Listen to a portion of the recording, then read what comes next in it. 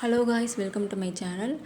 இன்றைக்கி வந்து ஒரு ப்ளவுஸ் எப்படி ஸ்டிச் பண்ணுறதுன்னு தான் பார்க்க போகிறோம். ஆல்ரெடி நான் எப்படி ஸ்டிச் பண்ணுறதுன்னு போட்டிருக்கேன். ஸோ புதுசாக பார்க்குறவங்க இந்த வீடியோ கொஞ்சம் கிளியராக இருக்கும், நீங்கள் பார்த்து கற்றுக்கலாம். ஃபஸ்ட்டு நான் வந்துட்டு கீழே மடித்து தைக்கிறேன். ஃபஸ்ட் எடுத்தோடனே 1.5 இன்ச்சுக்கு வந்துட்டு அளவு வச்சுட்டு அதை மார்க் பண்ணிக்கிறேன். மார்க் பண்ணிவிட்டு அந்த 1.5 இன்ச்சை வந்துட்டு பேக் சைடு, ஆக்சுவலாக இது பேக் சைடு வந்து மடித்து தைக்கிறோம். 1.5 இன்ச்சுக்கு மடித்து தைச்சிட்டு இப்போ பிகினராக இருக்கும்போது 2 இன்ச் கூட நீங்கள் வச்சுக்கோங்க. ஸோ நான் வந்துட்டு 1.5 இன்ச் வச்சுக்கிறேன். 1.5 இன்ச் வச்சுட்டு நான் ஃபுல்லாக அப்படியே மடித்து தைச்சிக்கிறேன். ஸோ நம்ம 2 இன்ச்சு வச்சோன்னாலும் சரி, 1.5 இன்ச்சு வச்சோனாலும் சரி, அப்போ தான் ஸ்டிஃபாக நமக்கு பேக் சைடு நிற்கும். ஸோ அதனால தான் இது நம்ம அப்படி வைக்கிறது. இந்த ப்ளவுஸோட வந்துட்டு அளவு கட்டிங் வீடியோ வந்துட்டு நான் எடுக்கலை. ஆக்சுவலாக இது வந்து ஸ்டிச்சிங் மட்டும் நான் போடலான்னு நினச்சேன். ஸோ உங்களுக்கு கட்டிங் வேணுனாலும் கமெண்ட் பண்ணுங்கள், நான் கட்டிங் வீடியோவும் போடுறேன். இப்போ நெக்ஸ்ட்டு வந்துட்டு நம்ம இந்த கப் சைஸ் டாட் பிடிப்போம்ல, அது வந்துட்டு எப்படின்னு நான் மார்க் பண்ணி காட்டுறேன் உங்களுக்கு. இந்த மாதிரி 2 சைடும் உள்ளதுக்கும் ஒன்றா மார்க் பண்ணிக்கிட்டோன்னா நமக்கு ஈஸியாக இருக்கும், தனித்தனியாக மார்க் பண்ண தேவையில்லை.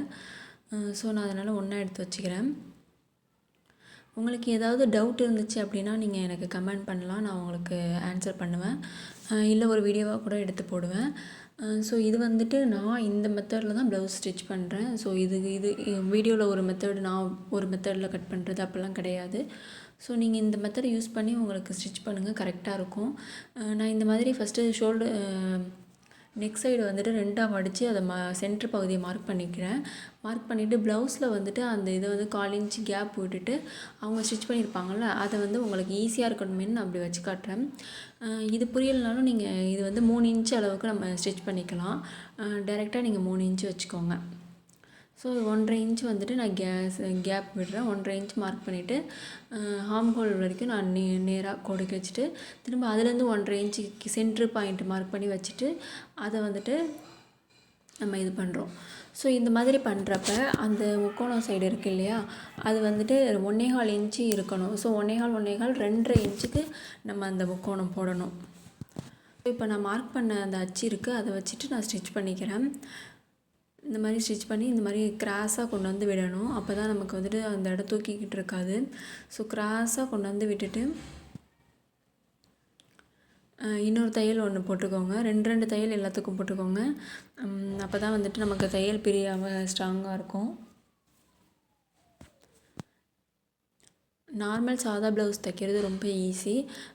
இந்த ப்ளவுஸ் வந்துட்டு கொஞ்சம் கை வந்துட்டு நான் ஃபுல் ஹேண்ட் வச்சு, அதாவது 3/4 ஹேண்ட் வச்சு இதை ஸ்டிச் பண்ணியிருக்கேன். ஸோ இது வந்துட்டு இந்த கஸ்டமர் வந்து அப்படி போடுறவங்க. ஸோ அதனால் ஃபுல் ஹேண்டு 3/4 ஹேண்டு வச்சு நம்ம ஸ்டிச் பண்ணியிருக்கோம். நீங்கள் உங்களுக்கு வேணும்னா நீங்கள் சின்ன கையாக வச்சு தைச்சிக்கலாம். ஸோ நான் அந்த பாருங்கள் இந்த மாதிரி மடித்து தைச்சிக்கிறேன். ஃபஸ்ட்டு வந்து நம்ம அந்த 3 இன்ச்சு நான் வச்சுக்கலான்னு சொன்னேன் இல்லையா, அதை தான் தைக்கணும். நெக்ஸ்ட்டு 2வது வந்துட்டு இந்த முக்கோணம் போட்டோம் இல்லையா, அதை தைக்கணும். எனக்கு இந்த துணி கொஞ்சம் வந்துட்டு ஃபேப்ரிக் சரியில்லை, அதனால் சுருக்கமாக வந்துக்கிட்டு இருந்துச்சு.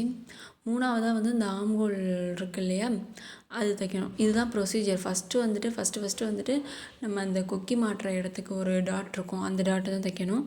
2வது வந்துட்டு கீழே நம்ம முக்கோணம் போட்டுருப்போம், அந்த இதை தைக்கணும். 3வது இந்த ஆம்ஹோல் உள்ளது ஸ்டிச் பண்ணிக்கணும். இது உங்களுக்கு டாட் புரியலை அப்படின்னா, டாட் எப்படி பர்ஃபெக்டாக ஸ்டிச் பண்ணுறது அப்படின்னு சொல்லிட்டு அதுக்குன்னே ஒரு வீடியோ போட்டிருப்பேன். அதை நான் வந்து மேலே ஐகான்லேயும் கொடுக்குறேன், இல்லை கீழே டிஸ்கிரிப்ஷன் பாக்ஸ்லேயும் கொடுக்குறேன், கமெண்ட்லேயும் டேக் பண்ணி வைக்கிறேன். நீங்கள் அந்த வீடியோ எடுத்து பாருங்கள். இப்போ இதே மாதிரி நான் இந்த பக்கத்துக்கும் ஸ்டிச் பண்ணிக்கிறேன். ஸ்டிச் பண்ணிவிட்டு ஸோ நான் வந்துட்டு வீடியோ லென்த்தாக போக வேணாம் அப்படின்னு சொல்லிட்டு பாதிலே இதை கட் பண்ணிவிட்டேன். நீங்கள் வந்துட்டு இதை ஃபுல்லாக கம்ப்ளீட் பண்ணிவிட்டு நெக்ஸ்ட்டு ஷோல்டர் எப்படி ஜாயின் பண்ணுறதுன்னு உங்களுக்கு காட்டுறேன்.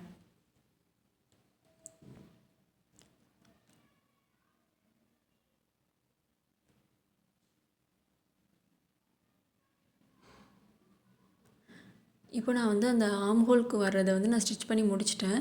ஸோ இப்போ ஷோல்டர் வந்துட்டு 2 ஆம்ஹோலுக்கும் உள்ளதை கரெக்டாக நம்ம வளைவு கொஞ்சம் கூட ஏற்ற இறக்கம் இல்லாமல் கரெக்டாக வச்சுட்டு 1/4 இன்ச்சு நம்ம விட்டுருந்தோம்னா 1/4 இன்ச்சு, பிகினராக இருக்கும்போது நீங்கள் 1/2 இன்ச்சு விட்டுக்கோங்க, 1/2 இன்ச்சு அப்படியே பிடிச்சிருங்க. இது வந்து 2 தையல் 2த்துக்குமே போடணும். இந்த மாதிரி நம்ம சமமாக வச்சு 2 ஆம்ஹோலையும் சமமாக வச்சு ஷோல்டரை ஜாயின் பண்ணுறதுனால நம்ம ஆம்ஹோல் வளைவுன்னு சொல்லிட்டு ஒன்று வளைவோம். முன்கழுத்து வளைவு, ஃப்ரண்ட் அப்படின்னு சொல்லிட்டு வளைவோம். அதே மாதிரி கையிலையும் அந்த மாதிரி கட் பண்ணுவோம். ஸோ இதில் வந்துட்டு நீங்கள் ப்ளவுஸில் அந்த மாதிரி கட் பண்ண தேவையில்லை. சில பேருக்கு அது குளறுபடி ஆகும். ஸோ அது இந்த மாதிரி மெத்தடில் இது பண்ணிங்கன்னா கட் பண்ண தேவை.